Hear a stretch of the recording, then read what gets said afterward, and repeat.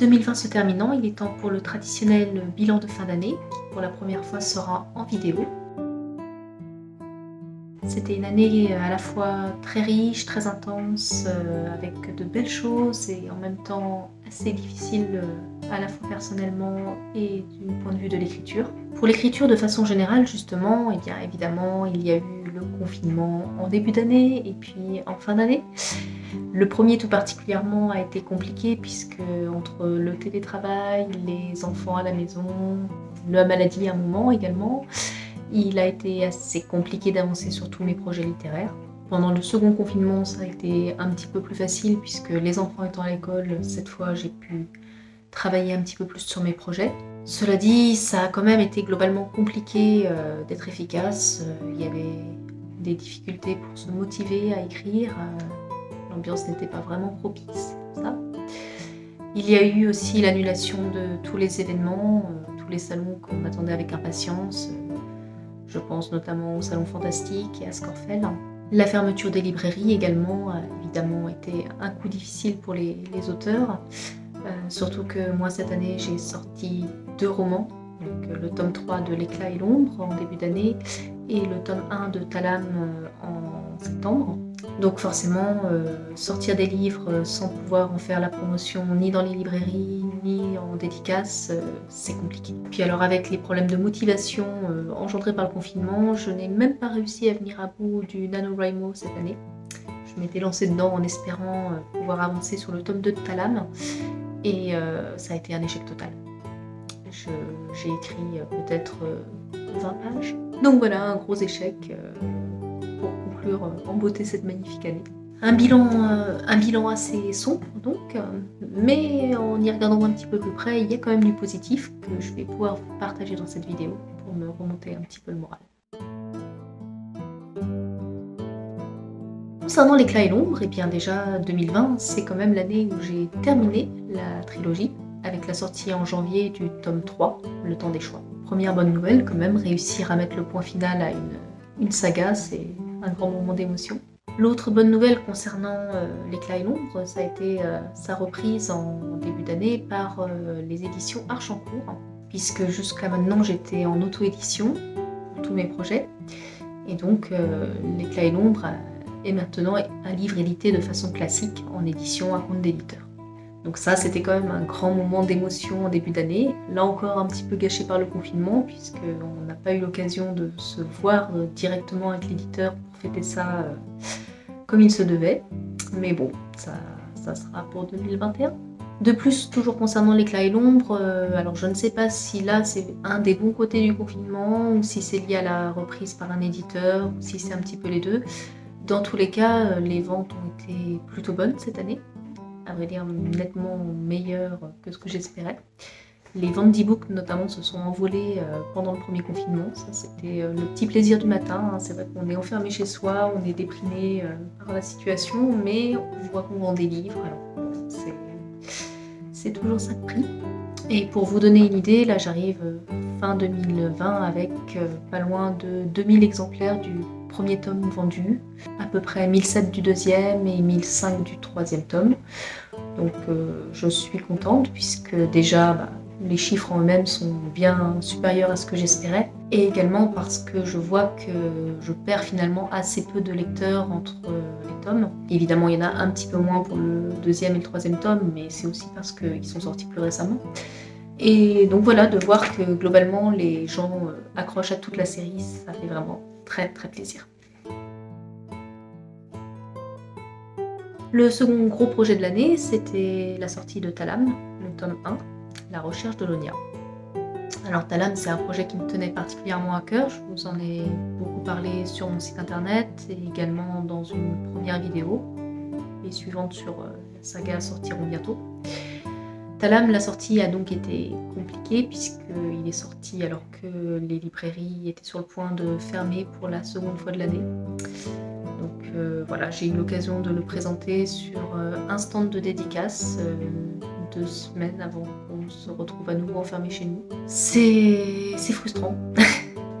C'est frustrant, mais bon, malgré ça, les premiers retours dessus sont positifs et il y a pas mal de gens que je n'ai pas pu voir effectivement en dédicace, mais qui m'ont écrit pour que je leur envoie des exemplaires dédicacés. Alors ça fait plaisir, ça permet de garder un lien quand même avec les lecteurs.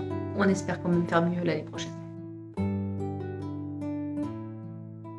Le troisième projet de cette année, c'était la création d'un jeu vidéo, Maïkan. Donc ça, je vous en ai parlé aussi un petit peu en vidéo.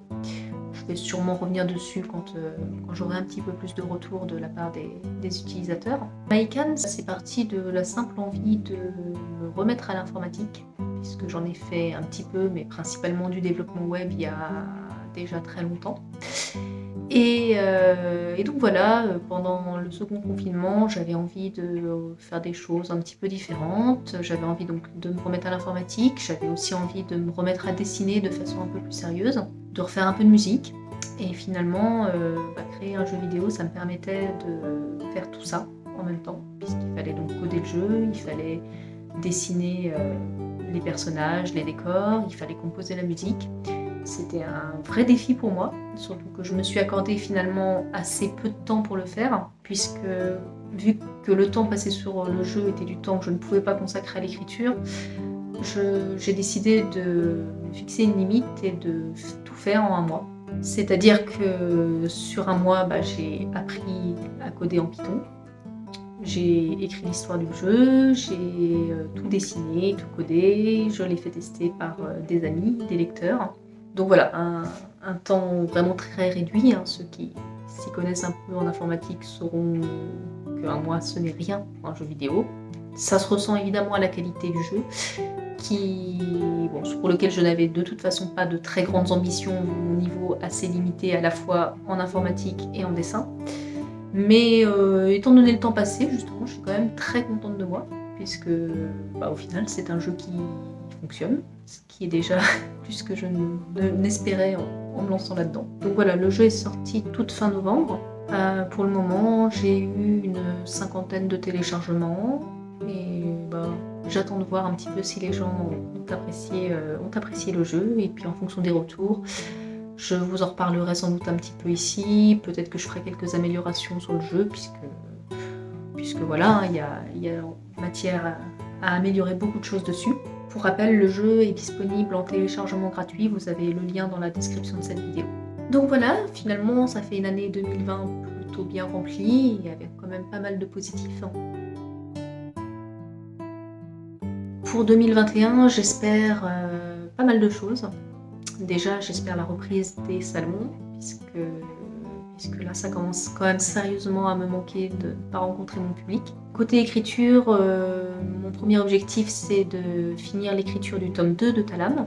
Pour le moment j'ai plutôt bien avancé, j'ai une 100aine de pages d'écrites, des idées pour ce qui reste à faire.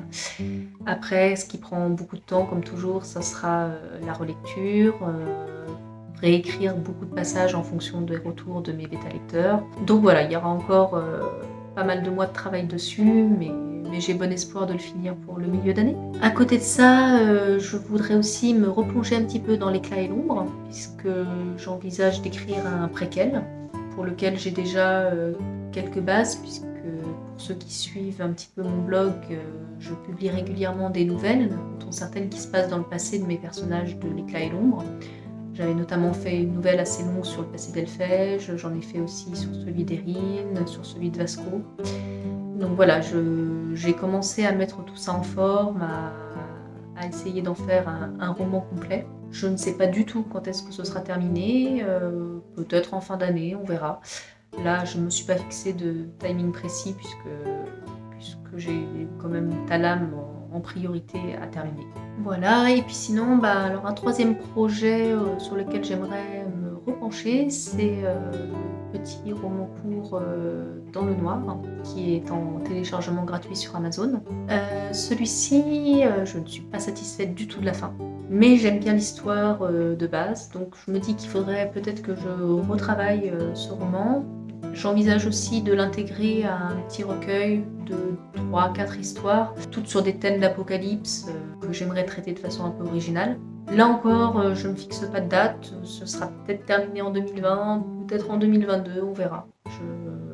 je vais voir au fur et à mesure comment ça avance. Et dernière chose, si le jeu Maïkan vous plaît et que les retours sont positifs, j'aimerais bien me lancer dans la création d'un autre jeu, peut-être un peu plus ambitieux, en y consacrant du temps tout au cours de l'année et peut-être pas toute seule cette fois, puisque à un moment je suis quand même limitée par mon niveau en informatique. Donc voilà, on va voir. Je vais essayer de mettre ça en place courant janvier et je vous en reparlerai sûrement en début d'année selon l'avancée du projet et selon sur quel univers je décide de me lancer.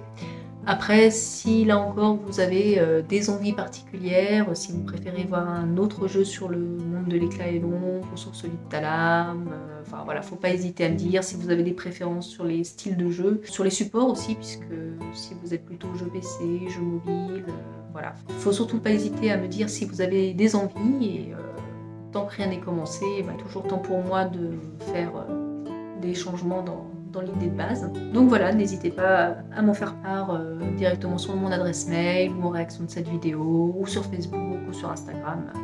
N'hésitez pas.